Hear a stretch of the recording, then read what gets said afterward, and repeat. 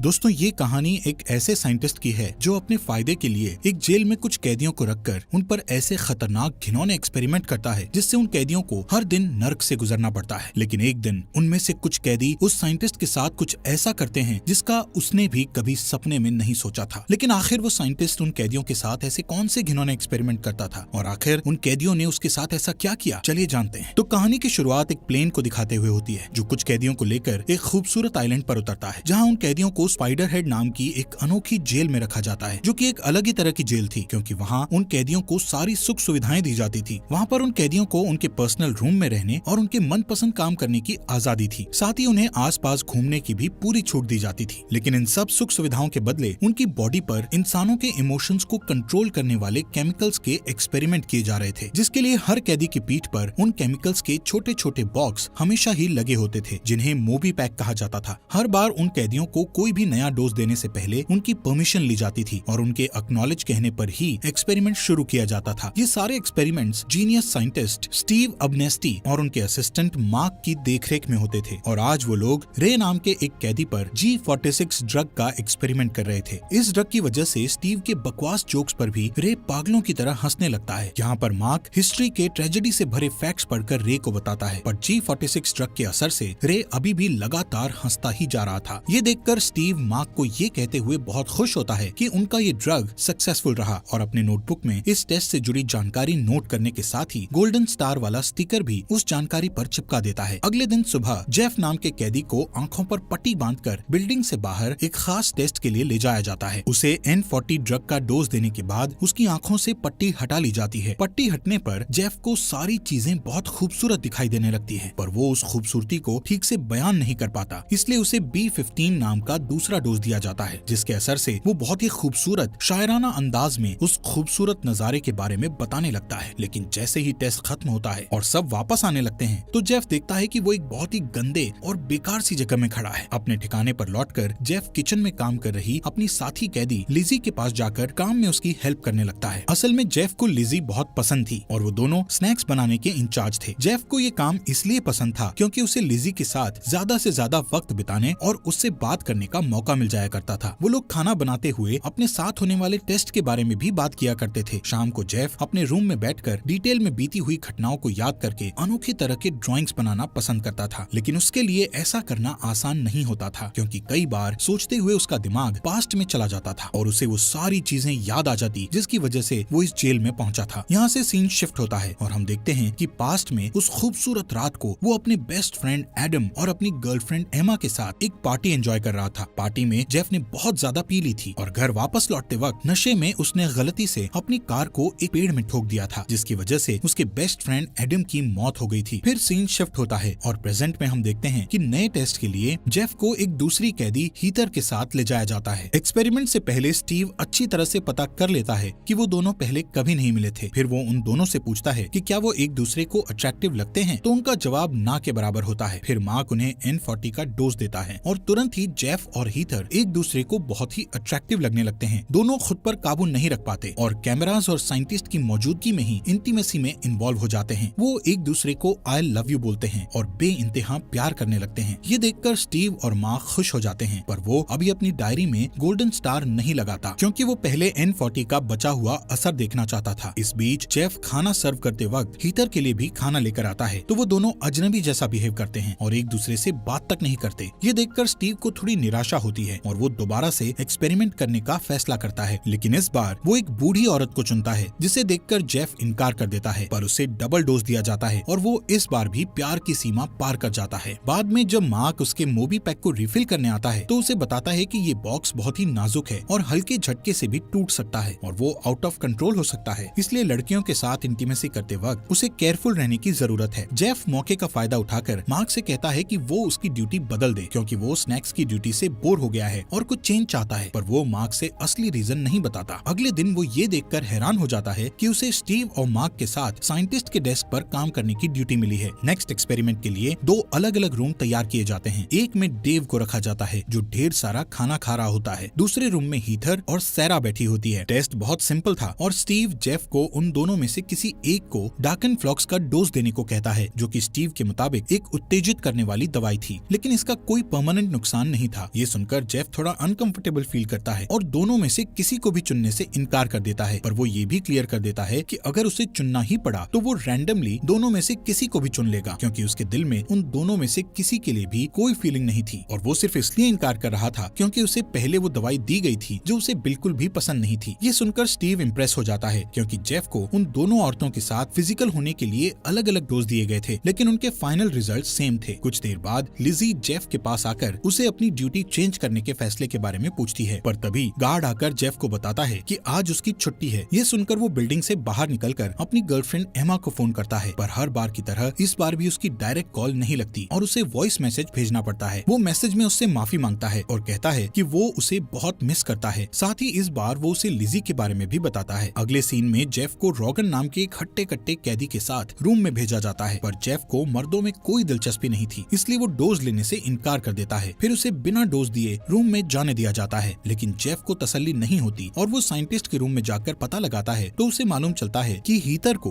रोगन या जेफ में से किसी एक को डार्कनफ्लॉक्स का डोज देने के लिए कहा गया था, पर वो भी उनमें से किसी को नहीं चुनती। इसका मतलब ये भी था कि वो भी रोगन के साथ पहले किसी टेस्ट में बिजी हो चुकी थी। इस बात से जेफ को बहुत गुस्सा आता है और वो ये चेक करना चाहता है कि क्या सारे कैदियों पर वो एक्सपेरिमेंट्स हो चुके हैं या नहीं। स्टीव उसे सारे कैदियों के एक दूसरे के साथ कनेक्शंस होने के बारे में बताते हुए कहता है कि ये सबके लिए एक मैंडेटरी टेस्ट था जिसके लिए उसे ऊपर से ऑर्डर थे। जेफ कहता है कि वो एक्सपेरिमेंट्स अपनी लिमिट क्रॉस कर रहे हैं, तो स्टीव उसे याद दिलाता है कि वो एक कैदी है और अगर उसने उन एक्सपेरिमेंट्स में हिस्सा लेने से मना किया तो उसे वापस उस ट्रेडिशनल जेल में भेज दिया जाएगा जहां उसे जालिम जेलर्स के टॉर्चर सहने होंगे। जेफ यहाँ मिल रही फैसिलिटीज को खोना नहीं चाहता था, इसलिए उससे माफी मांगकर रोगन के साथ अगले टेस्ट के लिए रेडी हो जाता है, पर खुशकिस्मती से सेरा भी उनमें से किसी को डोज नहीं देती और टेस्ट कैंसिल हो जाता है। इसके बाद स्टीव मार्क से कहता है कि टेस्ट को गोल्ड स्टार देने से पहले उन दोनों को भी उस टेस्ट से गुजरना होगा, पर मार्क ये सुनकर अनकंफर्टेबल फील करता है, लेकिन स्टीव उससे कहता है कि वर्ल्ड को बेटर प्लेस बनाने के लिए ये टेस्ट जरूरी है, तो वो मान जाता है। उस शाम स्टीव खुद को N40 का डोज देता है, लेकिन कैदियों को ये बात नहीं मालूम थी कि उसके बैग में भी मोबी पैक का बॉक्स लगा हुआ था। इधर डिनर करते वक्त जेफ लिजी को बताता है कि डार्कनफ्लॉक्स के डोज से कितना बुरा फील होता है। बातों बातों में लिजी जेफ का हाथ पकड़कर उससे ड्यूटी बदलने का रीजन पूछती है, तो जेफ उससे कहता है कि इस जगह उसका दिमाग काम नहीं करता है और कभी कभी तो वो ये भी भूल जाता है कि वो यहाँ आने से पहले किन लोगों के साथ था। वो लिजी को बताता है कि जब वो उसके साथ होता है तो उसे अच्छा महसूस होता है। नेक्स्ट मंडे को स्टीव रिस्क उठाने के लिए तैयार होकर मार्क से उसे ट्रिपल डोज देने को कहता है कि तभी जेफ वहाँ पहुंचकर उन्हें ऐसा करते देख लेता है, पर दोनों साइंटिस्ट सारी चीजें जल्दी से हटा देते हैं, इसलिए वो कुछ नहीं कहता और अगले एक्सपेरिमेंट के लिए तैयार हो जाता है। स्टीव उसे बताता है कि कमेटी ने डार्कनफ्लॉक्स की टेस्टिंग को कंटिन्यू करने के लिए कहा है। स्टीव ने पहले से ही जेफ को कुछ केमिकल्स की डोज देकर अपने कंट्रोल में कर रखा था, इसलिए जेफ के पास कोई चारा नहीं होता और वो हीथर को N40 का डोज दे देता है, जिसके असर से उसे बहुत तेज दर्द होने लगता है और मार्क जेफ को B15 का डोज देता है, जिससे वो बहुत ही खूबसूरत अंदाज में हीथर के अंदर के दर्द और डर को बयान करने लगता है। वो ये भी बताता है कि वो हीथर से प्यार नहीं करता है। उधर हीथर घबराहट और डर के कारण इतना पैनिक हो जाती है कि उसी उठापटक में उसके पीठ में लगा हुआ मोबी पैक टूट जाता है, जिससे डार्कनफ्लॉक्स का डोज उसके पूरे शरीर में फैल जाता है और वो पागलों जैसी हरकतें करने लगती है। वो एक फूलदान को तोड़कर उसके एक टुकड़े से अपनी जान ले लेती है। मार्क और स्टीव उसे बचाने के लिए दौड़कर रूम में जाते हैं, पर स्टीव की चाबियों का गुच्छा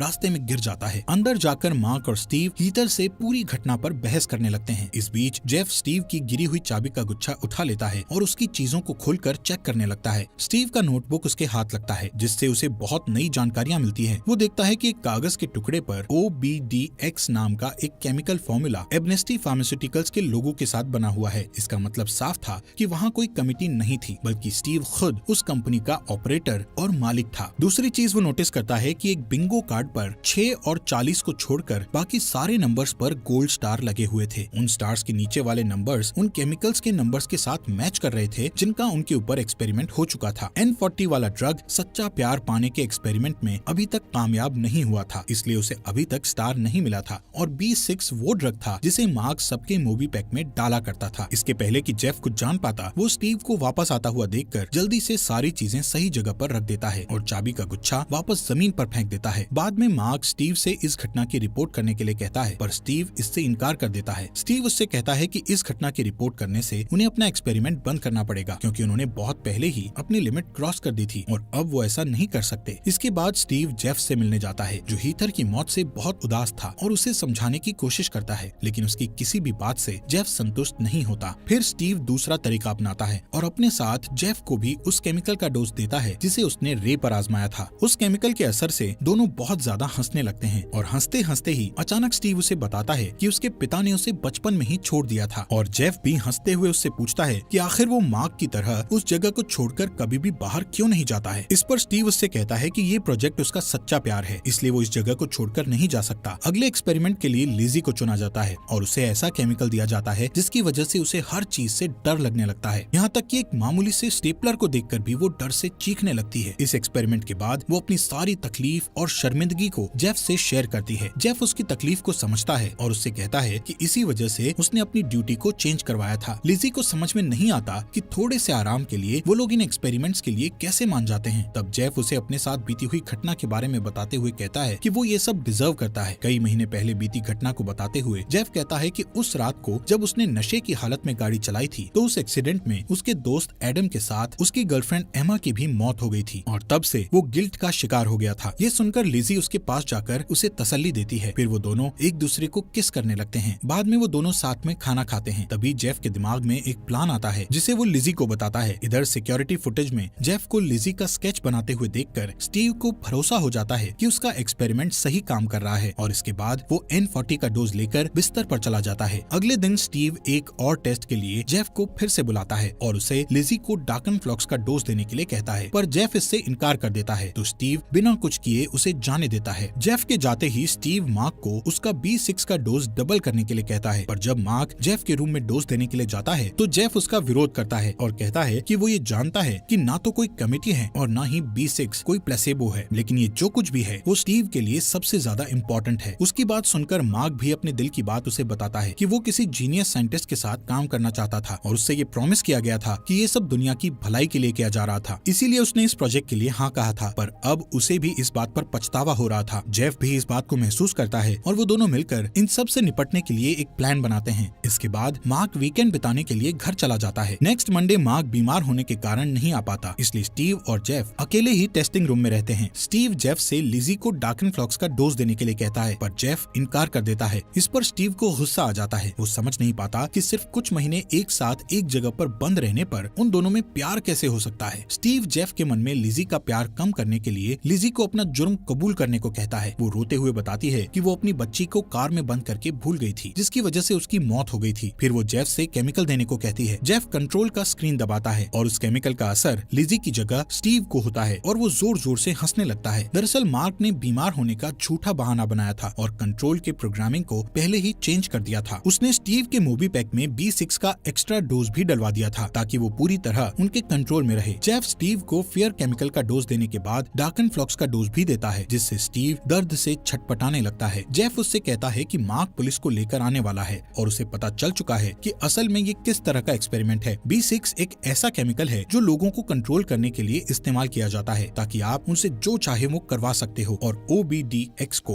ओबेडियक्स एन ऑब्वियस पन ऑन ओबीडियंस कहते हैं। इस पर दर्द में होने के बावजूद भी स्टीव सोचता है कि B6 का और बेहतर इस्तेमाल हो सकता था। उसे लगता है कि B6 इंसानों की डीप फीलिंग्स को दबाने में नाकामयाब था, जिस वजह से उसका एक्सपेरिमेंट पूरी तरह कामयाब नहीं हो पाया था। स्टीव जेफ और लिजी को बताता है कि उनकी सजा बहुत पहले खत्म हो चुकी थी, पर उसने उन्हें ये बात नहीं बताई थी। ये सुनकर जेफ को गुस्सा आ जाता है और वो स्टीव के सर को टेबल की तरफ धक्का देता है और उसे कंट्रोल पर उंगली रखकर फ्रंट डोर खोलने के लिए मजबूर कर देता है। जेफ उस रास्ते से बाहर निकलकर पूरी दुनिया को हीथर की मौत का सच बताना चाहता था, लेकिन बाहर निकलते हुए जेफ स्टीव को एक चाकू लेकर अपनी तरफ बढ़ते हुए देख लेता है और ये देखकर वो उससे चाकू मांगता है, पर B6 के एक्स्ट्रा डोज दिए जाने के बाद भी स्टीव जेफ के ऑर्डर को मानने से इनकार कर देता है। इसका मतलब साफ था कि वो केमिकल इंसान के असली फीलिंग्स को दबाने में पूरी तरह कामयाब नहीं था। ये प्रोजेक्ट स्टीव के लिए इतना ज्यादा इम्पोर्टेंट था कि उसे बचाने के लिए वो अपनी जान तक दांव पर लगा देता है। जेफ को मारकर स्टीव उससे कंट्रोल छीन लेता है और लिजी को डार्कनफ्लॉक्स के 4 डोजेस दे देता है, जिससे उसकी हालत तुरंत पागलों जैसी हो जाती है। जेफ स्टीव पर अटैक करके उसे नीचे गिरा देता है और दोनों एक दूसरे से भिड़ जाते हैं। उनकी फाइट से कंट्रोल गिरकर टूट जाता है। फिर जेफ स्टीव को मारते हुए उसे दीवार की तरफ धक्का देता है, जिससे स्टीव का मूवी पैक टूट जाता है और केमिकल के अचानक शरीर में फैलने से स्टीव कमजोर पड़ जाता है। तब मौका देखकर जेफ धक्का देकर उसे दूर कर देता है। फिर उसकी चाबी लेकर दौड़कर लिजी को देखने के लिए जाता है। किस्मत से वो समय पर पहुंचकर उसे बचा लेता है और उसके मोबी पैक को उसके शरीर से अलग कर देता है। लिजी उससे अपना जुर्म पहले नहीं बताने के लिए माफी मांगती है, पर जेफ उससे कहता है कि उसे परेशान होने की जरूरत नहीं है क्योंकि वो अभी भी उससे प्यार करता है। फिर वो दोनों उस जगह से निकलने की तैयारी करते हैं। तभी स्टीव माइक पर यह अनाउंसमेंट करता है कि सारे कैदी अगर अपनी सुविधाएं जारी रखना चाहते हैं तो उन्हें जेफ और लिजी को रोकना पड़ेगा। तभी स्टीव की नजर अपने सिक्योरिटी कैमरा पर पड़ती है। वो पुलिस को बिल्डिंग की तरफ आते हुए देखता है, इसलिए सारे जरूरी केमिकल्स अपने साथ लेकर वहाँ से निकल जाता है। उधर जेफ और लिजी को बाहर निकलते वक्त सेरा और रे रोकने की कोशिश करते हैं, पर वो दोनों मिलकर फाइट करते हैं और उनसे बचकर निकल जाते हैं। फिर डेव भी उन्हें रोकने की कोशिश करता है, पर लिजी उसे पेंट्री की चाबी देकर आसानी से छुटकारा पा लेती है। बाकी कैदी भी उन्हें पकड़ने की कोशिश करते हैं, पर वो दोनों तेजी से भागकर आखिरी हॉलवे में पहुंचकर पीछे से दरवाजा लॉक कर देते हैं और सारे कैदी वहीं फंसे रह जाते हैं। बाहर पहुंचकर वो देखते हैं कि स्टीव अपने प्राइवेट प्लेन में बैठकर निकल रहा था, इसलिए एक मोटर बोट लेकर वो भी वहाँ से निकल जाते हैं। मार्क पुलिस के साथ वहाँ पहुँचने पर देखता है कि स्टीव पहले ही वहाँ से निकल चुका है, पर उसे फिक्र करने की जरूरत नहीं पड़ती क्योंकि N40 के असर से स्टीव को अपने सामने पहाड़ की जगह एक खूबसूरत नजारा दिखाई देता है और उसी धोखे में वो अपना प्लेन उस पहाड़ से टकरा देता है। जेफ और लिजी भी उस धमाके को देखकर हंसते हैं और जेफ इस नतीजे पर पहुंचता है कि खुद की गलतियों को माफ करने के लिए किसी केमिकल की नहीं बल्कि अपने अंदर के सच्चे जज्बातों की जरूरत होती है। दोस्तों, हमारे फॉक्स एक्सप्लेनर हिंदी चैनल को सब्सक्राइब करना मत भूलना।